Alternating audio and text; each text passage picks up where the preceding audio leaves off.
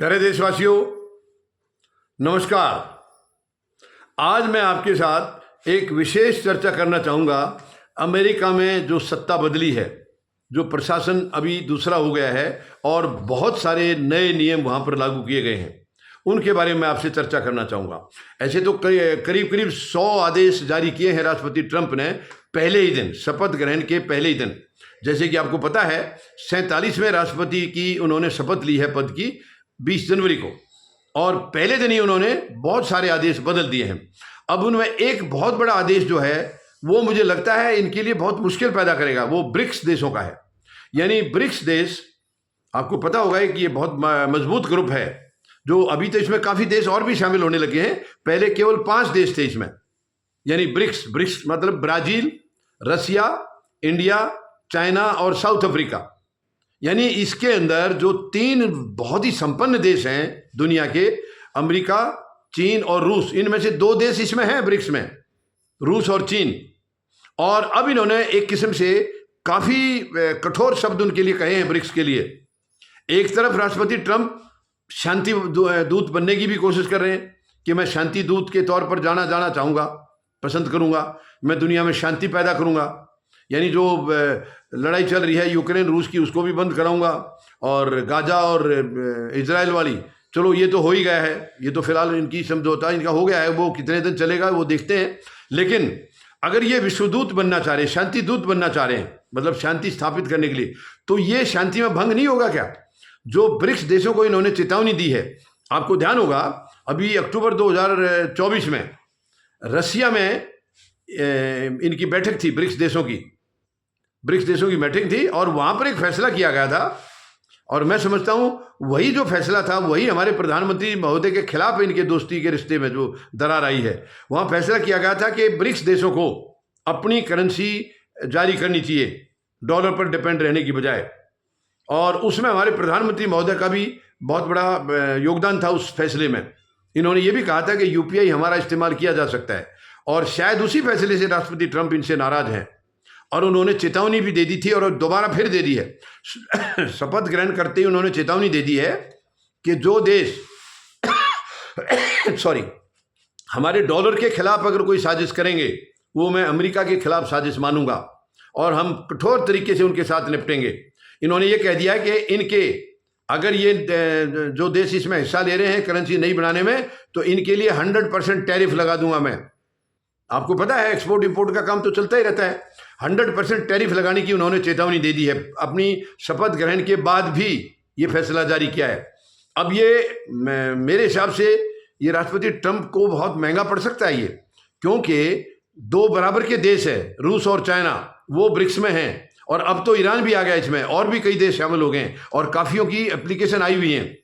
यानी ब्रिक्स एक काफी मजबूत ग्रुप है, मजबूत समूह है, और काफी देश इसमें इच्छुक है शामिल होने के लिए। तो इसमें सबसे बड़ी बात तो यह है कि अमेरिका इससे बाहर है, तो 2 देश इसमें अंदर हैं, चीन और रूस। उनसे कैसे निपटेंगे ये? अगर ये इस तरीके से धमकी देंगे, इस तरीके से टैरिफ लगाने की और ये बात करेंगे, तो 2 तो संपन्न देश है, इसमें बहुत ज्यादा संपन्न देश है, वो क्या इनका विरोध नहीं होगा?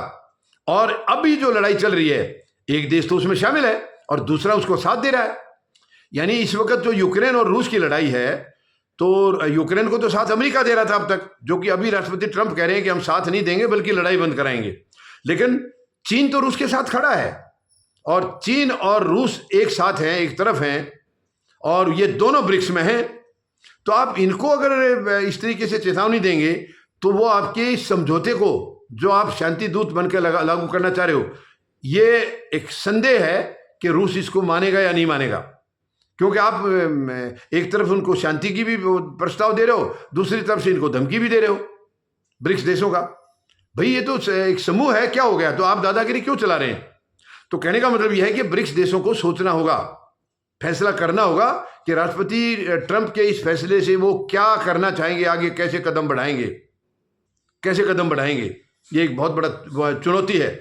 मुझे लगता नहीं है कि रूस और चीन इतने आसान तरीके से इसको मान लेंगे, क्योंकि ये दोनों देश बराबर के हैं, अमेरिका के बराबर की ताकत रखते हैं ये। और भारत भी कोई छोटा नहीं है, भारत भी मजबूत देश है। और इसका अब अगर वो सच में 100% टैरिफ लगाएंगे, यानी ये तो करेंसी के लिए कहा है उन्होंने, और भी कई चीज़ें कही हैं कि और भी कोई फैसले अगर ब्रिक्स देश ऐसा लेते हैं जो अमेरिका के हितों के खिलाफ है तो भी हम उसके कठोर उसका विरोध करेंगे और उसके खिलाफ एक्शन लेंगे, यहाँ तक उन्होंने धमकी दे दी है। तो ब्रिक्स देशों को इस किस्म की सीधी धमकी दिया जाना, ये मैं समझता हूँ एक बहुत बड़ा चैलेंज है।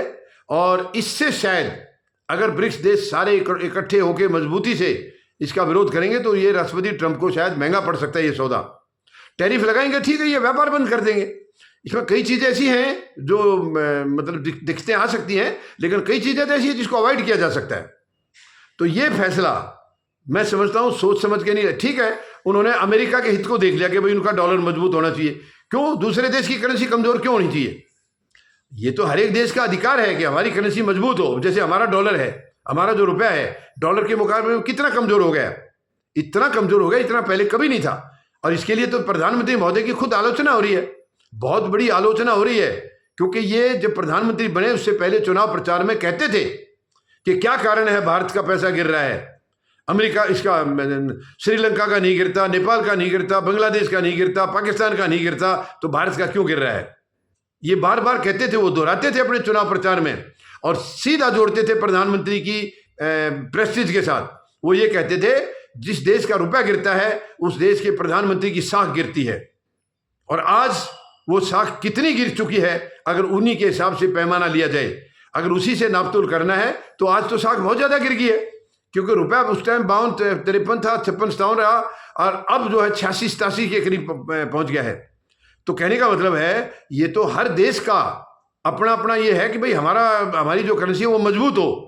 तो अमेरिका को अपनी करेंसी मजबूत करने की चिंता है तो और देशों को भी है। तो ब्रिक्स देश अगर ऐसा कर, जैसे यूरोप में है, यूरोप में अपनी करेंसी है यूरो, तो ऐसे ही ये कदम इन्होंने भी बढ़ाया था। लेकिन अब फिलहाल ऐसा लग रहा है कि फिलहाल तो शांत हैं, क्योंकि किसी ने इस फैसले के खिलाफ कोई आवाज उठाई नहीं है। ब्रिक्स देशों में से अभी तक किसी ने आवाज नहीं उठाई है, लेकिन मुझे नहीं लगता है कि ये फैसला ये लोग आसानी से मंजूर करेंगे। ब्रिक्स देश भी मजबूत देश हैं। तो अब देखिए, ईरान की और अमेरिका की कभी बनी नहीं है, उधर चीन और रूस के साथ भी उसका ऐसे ही रिश्ता रहा अभी तक। अब वो पहल कर रहे हैं इस रिश्ते को ठीक करना, वो अलग बात है, लेकिन अभी तक तो खटाई में ही है। तो अब ये इसका आगे इसको ये धमकी के तौर पर लेंगे ब्रिक्स, या एक पॉलिसी के तौर पर लेंगे, या इसमें इसको मानेंगे या नहीं मानेंगे, क्या रिएक्शन होगा? क्योंकि अभी तक 3 दिन से इनका कोई रिएक्शन आया नहीं है। ये अपने मतलब ब्रिक्स देशों का किसी की तरफ से भी कोई ऐसा बयान नहीं आया है जो कि सीधा अमेरिकी प्रशासन को चैलेंज करता हो या चुनौती देता हो। ऐसा एक्शन अभी तक यहाँ से देखने को नहीं मिला है। लेकिन है ये फैसला थोड़ा सा काफ़ी कठोर, क्योंकि इसका सीधा एक तरफ वो शांति दूत बनना चाह रहे हैं, और शांति दूत वो तब तक नहीं बन सकते जब तक चीन और रूस नहीं चाहेंगे। यानी वो आपके बराबर के हैं, और वर्तमान जो युद्ध रोकना है यूक्रेन वाला, वो तो चीन और रूस दोनों उधर खड़े ही हैं। एक लड़ाई लड़ रहा है, दूसरा उसके साथ खड़ा है। तो ये चीजें अगर आप शांति दूत भी बनना चाह रहे हैं और ब्रिक्स देशों को आप चुनौती भी दे रहे हैं, धमकी भी दे रहे हैं, तो ये दोनों चीजें मुझे लगता नहीं है ये चलेंगे, क्योंकि 2 शक्तिशाली देश इसमें हैं। आप एक शक्तिशाली देश अमेरिका अलग है, तो आप इनको कितना दबाव दे पाएंगे, ये आपके दबाव को मानेंगे या नहीं मानेंगे, ये अभी आने वाला समय बताएगा। लेकिन फिलहाल मुझे लग रहा है कि ये फैसला हो सकता है राष्ट्रपति ट्रंप के खिलाफ जाए, इनके प्रशासन के खिलाफ जाए, क्योंकि इन्होंने कोई अमेरिका के साथ विरोध की घोषणा नहीं की है। इन्होंने तो केवल अपनी करेंसी जारी करने की बात कही है। भाई डॉलर भी तो है ही है, वो अमेरिका का है। अब हम कहें कि तुम अपने डॉलर को बंद कर दो, भारतीय रुपए के हिसाब से चलो, तो वो थोड़ी मानेंगे।